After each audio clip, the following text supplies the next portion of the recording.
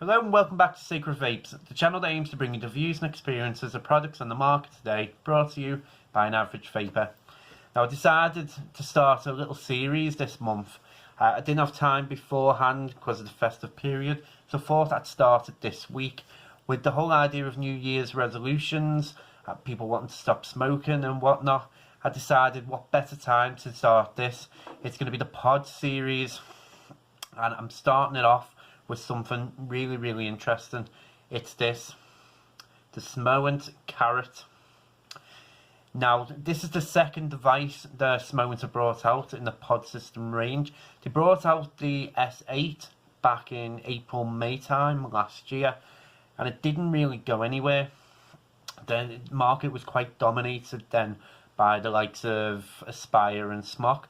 So this is pretty much coming out when the market is starting to saturate. But honestly, all this time that Smoant have spent making this, I've made potentially a really good product. But before we get into all that, let's give her a vape.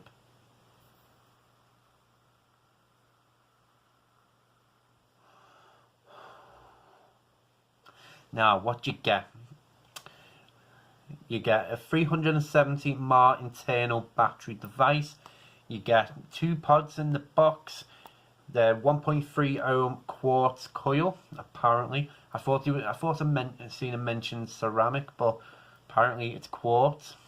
I didn't want to break one open to have a look, but yeah, 2mm pod comes with, you see, magnetic placements to keep it in place.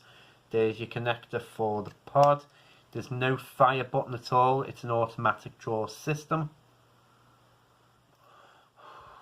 As you can see, you get lanyard holes on the bottom, and then over on the right hand side is your USB port to be charged via USB wire. So we're getting to the pros and cons of this now. First pro for me is that it looks absolutely beautiful. It really does.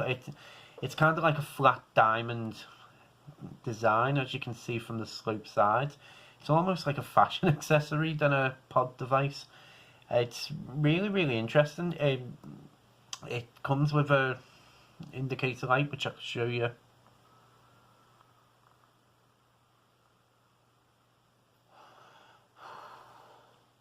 As you can see, you have blue for when it's mostly charged, 50%, under is yellow, and then red for, I think it's sub 20%. The battery doesn't last that long once it hits that red light, so it is time to charge. Charging time on this is pretty good. It's about 60 minutes. I did find that was using it through a USB wire into a computer rather than the wall socket, which I'll never recommend. Flavour on this, really good.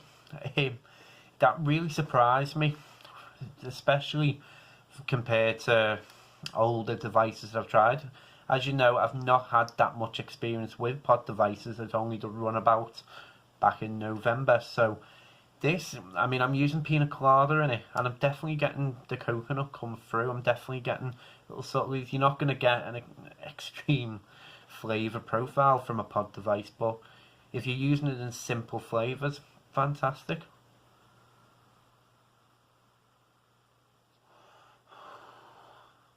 You can see it's not going to give you loads of vapor production. So yeah, next pro for me is that the battery life isn't bad. I mean, with it only being a 370 mAh battery, it's not going to last you all day, and I don't think that you designed for that reason. I mean, just taking a pull every now and again, you know, it is going to last most of the day, but you probably will have to charge it at some point.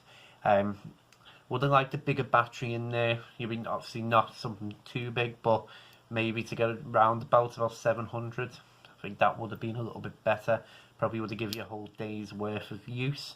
But yeah, next pro for me, it doesn't feel slippy. I mean, it looks like it would be, but I've not had any issues whatsoever dropping it or slipping out of my hand, even when your hand's a little bit clammy. So that's another pro for me.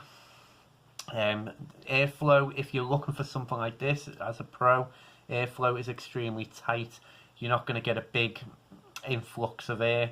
when you're using this, it's extremely tight, so if you're looking for that sort of draw, you're going to get it with this. Juice consumption, another pro for me. It doesn't seem to empty that quick. I mean, I've been using this for a few days now, and I've only had to fill it up once. So even though it's only 2 mil, it will last you unless you're chain vaping on it, which obviously these devices are not recommended for that. Now go on to the cons. There isn't many, if I'm being honest. There really isn't that many. I have found, I mean, you can see it there, maybe, but all the tops there bubbled up. You know, I've just filled that up normally up until, to be honest, it was overflowing, and it has created bubbles in there. I'm not too sure why. It sort of reminds me of you know, the kidney holes on the sub-ohm tanks when they bubble up when you're filling. You know, it seems to have done that. Next con, I have found, again, if you're chain vaping it, then, or taking several hits in a short space of time, is that the top of the pod does get a little bit warm. Not hot, it's not going to burn you or anything, but yeah, I'd prefer it if it was just nice and cool rather than just, you know, warm on the mouth.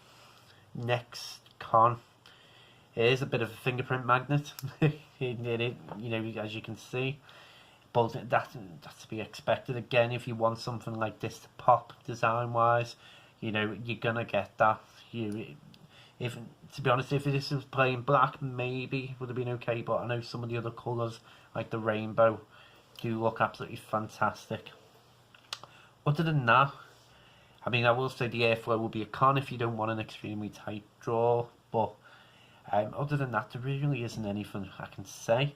So overall, this could be a very interesting device at the right price point.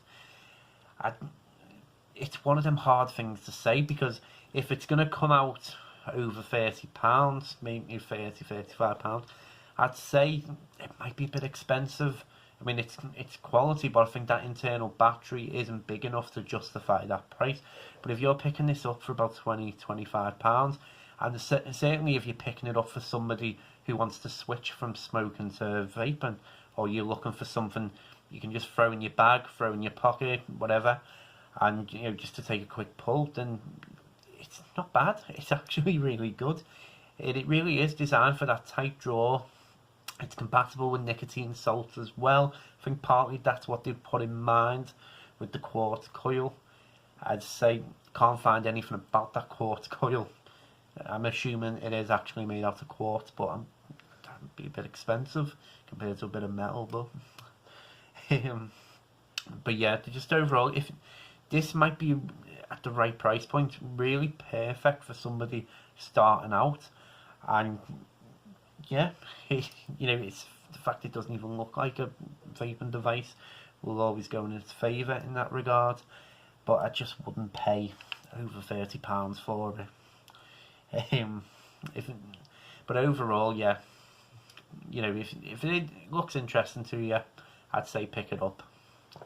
But that was the Smoant Karat. As always, thank you for watching. I really appreciate it. Next weekend, I'm hoping to finally bring you the artery baton kit. I know I said I'd bring that out the other week, and I just never got round to charging the batteries, and I just never got round to using it. But I have started using it now, so I will give you my full thoughts on that next week. And the next pod system I'm going to go with, I think it's going to be the Joytech. I think, yeah, it's Joytech AO pack. So yeah, check this out. Hopefully you like this series as well. You know, I'm going to be bringing 4, 5, 6 of them out over the next several weeks. So, you know, if you're looking for a pod system device, you know, hopefully these videos are going to be helpful for you. But as always, thank you for watching. I really appreciate it.